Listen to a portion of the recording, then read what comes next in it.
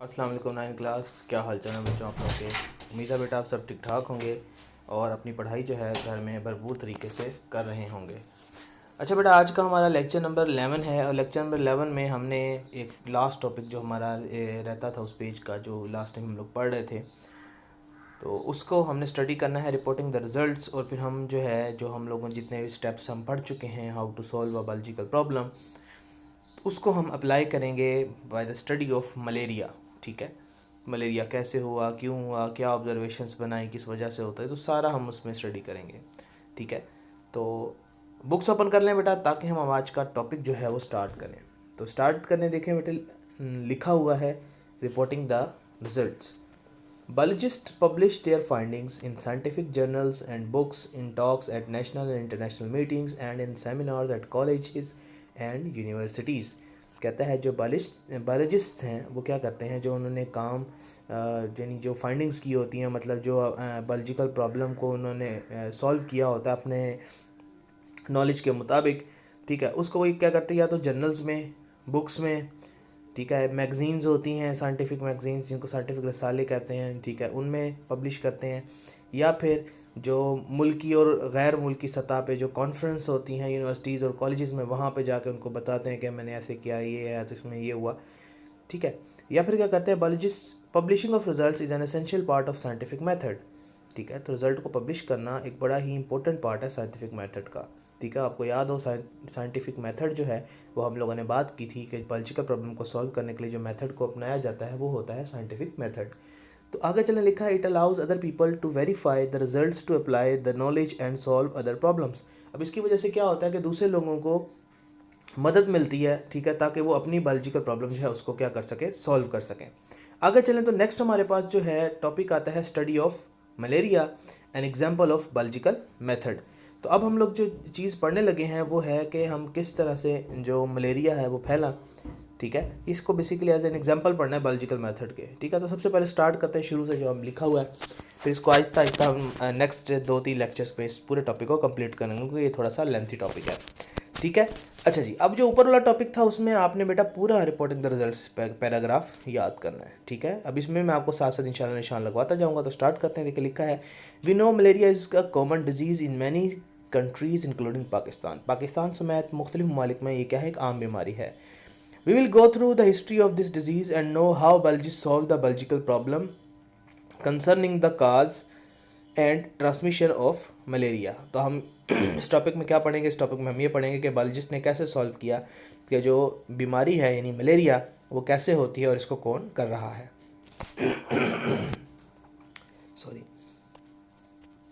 देखें बेटा आगे लिखा है, they described in ancient times more than 2000 years ago physicians were familiar with malaria। कहता है बहुत पुराने वक्तों में 2000 साल पहले भी जो फिजिशियंस थे, मतलब जो डॉक्टर्स थे, उनको मलेरिया के बारे में मालूम था। ठीक है, they described it as a disease of chills and fever with recurring attacks. तो ये मलेरिया की डेफिनेशन हो गई एक छोटी सी, जो एंशियंट टाइम में फिजिशियंस ने बताई थी, और अभी भी बिल्कुल ठीक है कि मलेरिया क्या है। मलेरिया एक ऐसी बीमारी है जिसमें सर्दी लग के बुखार चढ़ता है, विद रीअकरिंग अटैक्स, मतलब बार बार ये होता है एक वक्फे के साथ। They also observe that the disease was more common among the people living in low marshy areas. और कहता है कि ये जो डिज़ीज़ थी उन लोगों में ज़्यादा थी जो कि ऐसी जगहों पे रहते थे जहाँ पे मार्शी एरिया से, मतलब पानी खड़ा होता था या गंदा पानी मौजूद होता था। ठीक है, it was thought that the stagnant water of marshes poison the air and as a result of breathing in this bad air people got malaria. कहता है ये पहले ज़माने में सोचा जाता था कि ये जो खड़ा हुआ पानी है, आपको पता है जब पानी खड़ा हो, ठीक है, तो वहाँ पे ना एक स्मेल आने लग जाती है। ठीक है, तो उस चीज़ से इन्होंने ये सोचा कि ये जो स्मेल आ रही है, यानी कि जो खड़ा हुआ पानी है, इसने क्या किया है कि वहाँ की हवा को पॉइजन कर दिया है, और जब उस गंदी हवा को, जहरीली हवा को हम इनहेल करते हैं तो हमें क्या हो जाता है, मलेरिया हो जाता है। ठीक है, तो इसी को सोच के इसका नाम क्या पड़ा, मेलाएरिया। ठीक है, तो ये दो Italian word this believe led to the name of this disease. The Italian words मेला मीन्स बैड, मेला का मतलब बैड है, और एरिया मीन्स एयर, मतलब बैड एयर। ठीक है, तो अब आपने क्या करना है, अब आपने जो है इसको, ये इसकी डेफिनेशन मार्क करनी है।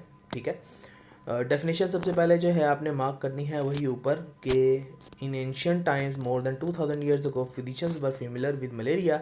They described it as a disease of chills and fever with recurring attacks. ठीक है, यहाँ तक ये आपने मार्क कर लेना है। ठीक है, उसके बाद जो है आपने क्या करना है, नेक्स्ट जो है ये दो इटालियन वर्ड से मिलके बनी है, मेला मीन बैड और एरिया मीन एयर।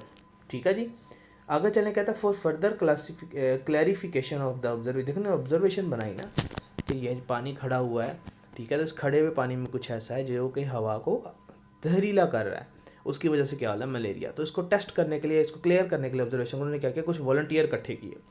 ठीक है, तो उन वॉलंटियर्स ने क्या किया, drank the stagnant water from the marches, they did not develop malaria. अब वो जो वॉलंटियर्स इकट्ठे हुए थे उन्होंने क्या किया, उस मार्श का खड़ा हुआ पानी, स्टैग्नेंट में कहते हैं खड़े हुए पानी को, ठीक है, उस गंदे बदबूदार पानी को उन्होंने क्या किया, पिया, लेकिन उनको मलेरिया नहीं हुआ।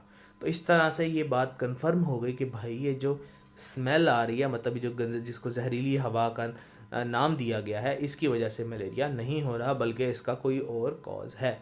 ठीक है, तो फिर जो है मज़ीद आगे जो है वो हम फिर पढ़ेंगे इस टॉपिक के अंदर, जो मज़ीद क्या हमारे पास स्टडीज़ हुई। तो अपना बहुत सा ख्याल रखिएगा, इसको फिर मज़ीद जो है हम नेक्स्ट टॉपिक में इंशाल्लाह स्टार्ट करेंगे, या नेक्स्ट लेक्चर बल्कि कहना चाहिए, जो कि होगा लेक्चर नंबर 12। ठीक है, तो इसको आपने क्या करना है एक तो ये आपको ना डेफिनेशन मार्क कर लिया है, ठीक है, लेकिन आप लोगों ने क्या करना है, डेफिनेशन के अलावा ये सारा याद करना है इन एंशियंट टाइम से लेकर they did not develop malaria तक। ठीक है, ये सारा याद करना पड़ेगा आपको। क्यों याद करना पड़ेगा, अब यहाँ से ये क्वेश्चन पूछा जा सकता है कि पुराने ज़माने में लोग क्या सोचते थे मलेरिया के बारे में, कैसे होता था, तो उसमें फिर आपको ये सारा लिखना पड़ेगा कि पुराने ज़माने में जो है वो लोगों का ये ख्याल था कि जो खड़ा हुआ पानी है उसकी वजह से हो रहा है मलेरिया, क्योंकि खड़े हुए पानी की में से एक स्मेल आती है। ठीक है, तो उनके जहन में ये ख्याल आया कि ये जो खड़ा हुआ पानी ये किसी तरह से हमारी हवा को जहरीला कर रहा है, उस जहरीली हवा को जब हम इनहेल करते हैं तो क्या हो जाता है, मलेरिया। ठीक है बेटे, तो ये सारा आप लोगों ने याद करना है। ठीक है, तो नेक्स्ट लेक्चर में आप लोगों से मुलाकात होती है लेक्चर नंबर 12 में। अपना बहुत सा ख्याल रखिएगा। अल्लाह हाफिज़।